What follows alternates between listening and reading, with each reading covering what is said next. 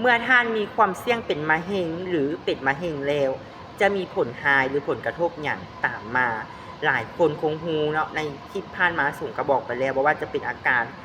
เมื่อยง่ายเนาะอาการที่แบบเบื่ออาหารน้ำหนักลดหรืออาการปอดสั่งเหือมื้อนี้จะมาต่ออาการที่สำคัญที่สุดจะมีผลกระทบต่อตับไขหลังและต่อการติดเชื้อได้ง่ายขึ้นเนื่องจากว่าเซลล์มะเร็งจะแพร่กระจายไปทำลายของอวัยวะและนอกนั้นยังมีผลกระทบจากการบำบัดที่ค้างบ่ว่าจะเป็นการกินยาหลายที่หลายบ่อนผ่านมาของเฮาแล้วมันสะสมไปเรื่อยๆเฮ็ดให้อาการเฮายิ่งมีความหนักขึ้นไปหน้าฉะนั้นแล้วสารตกค้างเหล่านี้จะอยู่ในร่างกายของเฮาหลายเกินไปจะเสี่ยงและเฮ็ดให้มักไขหลังและก็ตับของเฮาทรุดโทรมไปจนเกิดการอักเสบและกลายเป็นมะเร็งในที่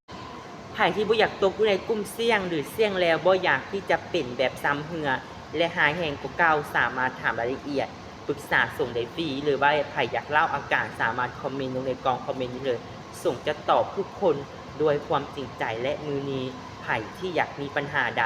อยากแก้ไขสามารถถามส่งได้ตลอดเด้อ